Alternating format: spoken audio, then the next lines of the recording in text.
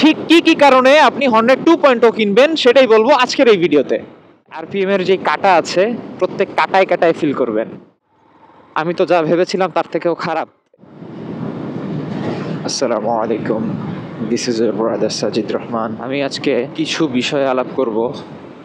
No no no no no no no আজকে বাইকটাকে বেশ প্রেশার দিয়ে টানাটানি করছি। প্রেশার দেওয়ার মতন অবস্থায় ওকে নিয়ে আসছি আর কি, আলহামদুলিল্লাহ। ঠিক কি কারণে আপনি হর্নেট 2.0 কিনবেন সেটাই বলবো আজকের এই ভিডিওতে। প্রথমেই হচ্ছে লুক। হর্নেট 2.0 তে আপনি যেই লুকটা পাচ্ছেন প্রাইস অনুযায়ী এটা বেস্ট। বেশ কিছু নতুন নতুন ফিচার্স এর সাথে আপনি হর্নেট 2.0 পাচ্ছেন। ফার্স্টে পিজিএমএফআই, সেকেন্ডে স্লিপার এন্ড অ্যাসিস্ট ক্লাচ, থার্ডে হচ্ছে আপনার ইউএসডি সাসপেনশন এবং 4 নাম্বার হচ্ছে কমপ্লিটলি ফুল এলইডি সেটআপের সাথে এই বাইকটা এসেছে। হর্নেট 2.0 এর আরেকটা গুণ হচ্ছে আপনি রাইড করছেন 3000 আরপিএম টু 4000 আরপিএম এর মাঝখানে। ইনস্ট্যান্ট আপনার স্পিড দরকার। সেক্ষেত্রে দেখা যায় যে আমাদের অন্যান্য 150 সেগমেন্টের যে বাইক আছে এখান থেকে পুল করলে একটু সময় লাগে। আমি যদি হর্নেট 2-তে ইনস্ট্যান্ট পুল করি তাহলে কতটুকু সময় লাগে? আমি চাইলেই এই বাইকটা থেকে একটা ডিসেন্ট এবং aggressive at the same time, যখন আমার যে ধরনের স্পিডের প্রয়োজন হয় আমি সেই স্পিডে ক্রুজ করতে পারছি। খুবই ইনস্ট্যান্ট আমি ব্রেক করতে পারছি। এই যে হচ্ছে এবিএস এর রেসপন্স, যে কত ফাস্ট আমাকে রেসপন্স দিল এবিএস, এবং অ্যাজ ওয়েল অ্যাজ আমার যে থ্রটল রেসপন্স আছে। এবং এই বাইকে কর্নারিং করে কি বলবো, মানে সুপার, মাশাআল্লাহ। পাওয়ার আউটপুট নিয়ে খুব বেশি কিছু বলার নাই। আপনার যতটুকু পাওয়ার দরকার বাংলাদেশের সিটিতে, হাইওয়েতে, গ্রামে, শহরে চালানোর জন্য মোর দ্যান ইনাফ এই বাইক আপনাকে দিতে পারবে ইনশাআল্লাহ। হ্যাঁ, এখন আপনি ডেফিনেটলি যদি আশা করেন হচ্ছে কাওয়াসাকি H2R এর মতো, তাইলে তো সেটা বোকামি হবে। Engine refinement by smoothness. এই মাত্র খেয়াল করলেন যে পরপর একটা বাস এবং একটা ট্রাক সাইড থেকে চলে গেল। তো পালসার, অ্যাপাচি এই বাইকগুলোতে রাইড করলে যে জিনিসটা হয়, পাশ থেকে যদি কোনো ভারী দূরপাল্লার পরিবহন খুব স্পিডে ক্রস করে তখন বাতাসের যেই ধাক্কাটা সেইটা একদম ফিল করা যায়। মানে বাইকে জাস্ট হচ্ছে একটা ভাইব্রেশন দিয়ে যায়। তো হর্নেট 2 আসলে লোহালক্করের বাইক না, তারপরেও এর ওয়েট ডিস্ট্রিবিউশন খুব সুন্দরভাবে ম্যানেজ করা হয়েছে এবং এই ধরনের সিচুয়েশনে এ আপনাকে কখনোই হতাশ করবে না ইনশাআল্লাহ। বলছিলাম ইঞ্জিন রিফাইনমেন্টের কথা। আসলে ইঞ্জিনের ব্যাপারে, ইঞ্জিনের যেই স্ট্রোক, ইঞ্জিনের যেই বোরের সাইজ আছে, যেই রেশিও আছে, দেখতে পারেন যে আগের হর্নেট থেকে বেশ খানিকটা ইনক্রিজ করা হয়েছে পাওয়ারের দিক থেকে এবং সাইজের দিক থেকে। আমি ভাই প্র্যাকটিক্যাল লোক, আমি প্র্যাকটিক্যালি বলতে চাচ্ছি। থিওরিটিক্যালি স্পেসিফিকেশানে কি আছে না আছে সেই জিনিসটা আসলে রাস্তায় কেমন আউটপুট দিচ্ছে এটাই হচ্ছে আমার কাছে ধর্তব্য। তো সেই অনুপাতে আমি যদি বাস্তবধর্মী কথা বলি, Hornet 2 has the super refine engine. Yes, Hornet 2 has the super refine engine, যেটা আপনি যে কোনো স্পিডে রাইড করলে আপনি এটা, এই যে আরপিএম এর যে কাটা আছে প্রত্যেক কাটায় কাটায় ফিল করবেন। রিফাইনমেন্ট নিয়ে কোনো ধরনের কোনো অভিযোগ তো দূরের কথা, কিছুই বলার নাই, কারণ খুব সুন্দরভাবে ম্যানেজ করা একটা ইঞ্জিন যতটুকু বাস্তবে বোঝা যাচ্ছে। এই একটা কারণ হতে পারে যে ইঞ্জিন রিফাইনমেন্ট, যেটা আপনার বাইক কেনার সিদ্ধান্তের অনেকগুলো কারণের মধ্যে একটা হতে পারে।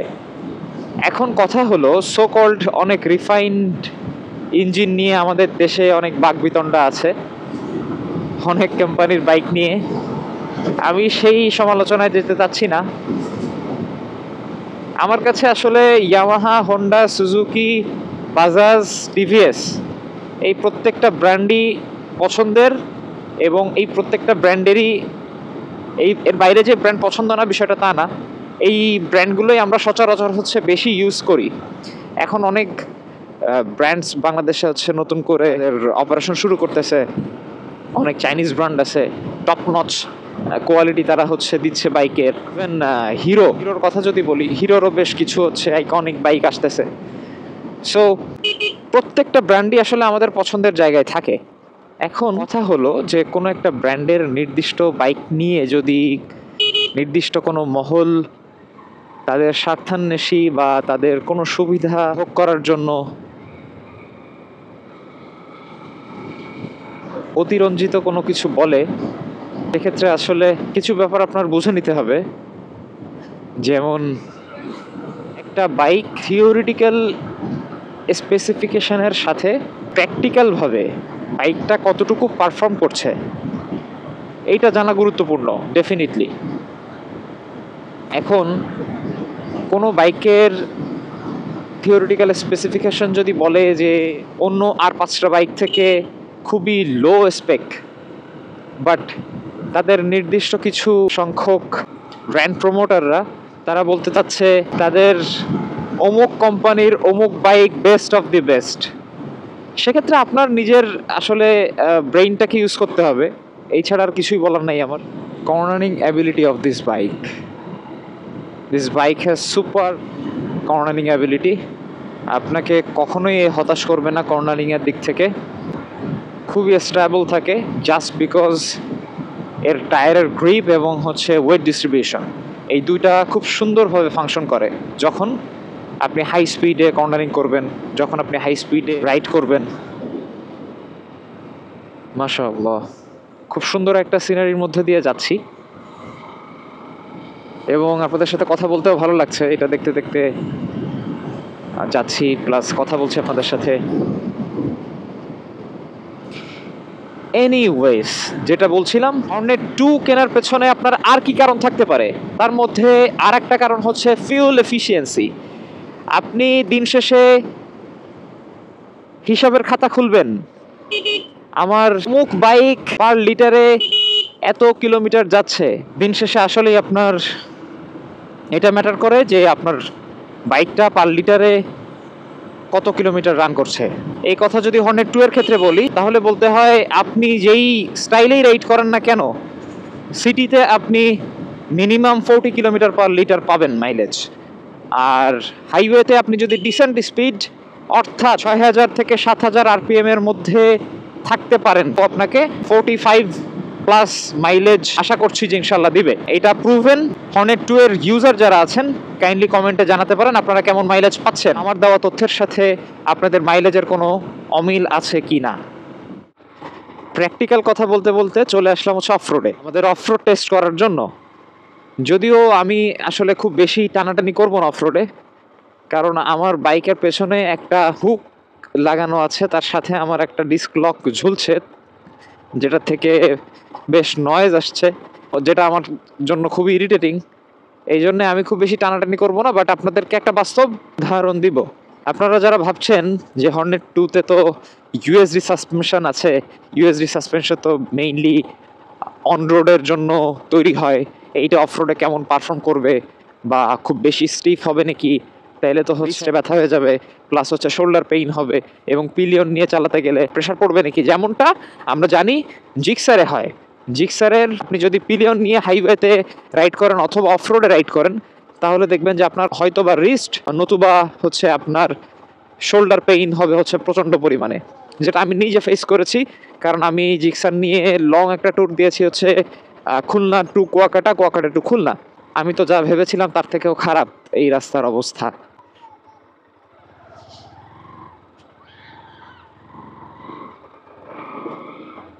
কিন্তু কত দূর যেতে পারবো এভাবে?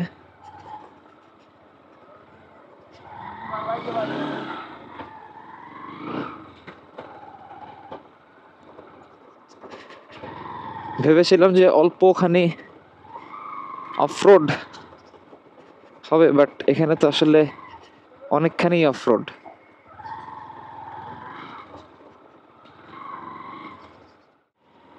তো যেমনটা বলছিলাম সাসপেনশনের কথা এবং off road performance of this bike. No way.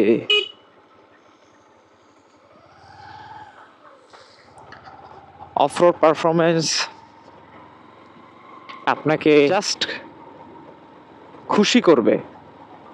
মানে কিভাবে খুশি করবে, আপনি যখন দেখবেন আপনি হয়তোবা জিক্সার এসএফ চালাচ্ছেন, হয়তোবা জিক্সার মনোটন চালাচ্ছেন,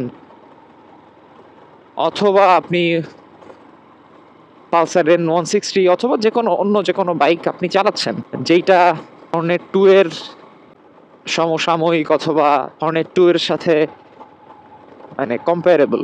প্রত্যেকটা বাইকেই আপনি অফরোডে এক এক ধরনের ফিল পাবেন, এবং হর্নেট টুতে ইউএসডি সাসপেনশন থাকার কারণে আপনি এক্সট্রা অ্যাডভান্টেজ পাচ্ছেন। হ্যাঁ, অবশ্যই হর্নেট টু এর সাসপেনশন হার্ড, কিন্তু তারপরেও যারা ভাবছেন ইউএসডি সাসপেনশন নিয়ে অফরোডে আসলে খুব অবস্থা খারাপ হয়ে যাবে বা আসলে রাইড করার মতন না, তাদের জন্য আমার কথা হচ্ছে ভাই, আপনার এই জাতীয় চিন্তা করার একেবারেই দরকার নাই। কারণ হর্নেট টু আপনাকে অফরোডে হতাশ করবে না তার সাসপেনশন দিয়ে। তবে আপনি যদি আশা করেন যে আপনি সোফায় বসে থাকবেন, কোনো ধরনের শেক আপনি ফিল করবেন না, কোনো ধরনের জার্কিং আপনি ফিল করবেন না, তাহলে ভাই আপনার এইটা ওভার এক্সপেকটেশন হবে আই উড সে। এর বাদে যদি আপনি বাইক হিসাবে চিন্তা করেন, তাহলে হর্নেট টু আপনাকে কোনোভাবেই অফ রোডে নিরাশ করবে না। আজকের ভিডিও এ পর্যন্তই। আমি উল্লেখযোগ্য কোনো পয়েন্ট মিস করে গেলে কাইন্ডলি আমাকে কমেন্টে জানাবেন। আমি ইনশাল্লাহ চেষ্টা করব নেক্সট ভিডিওতে এগুলো নিয়ে আলোচনা করার জন্য।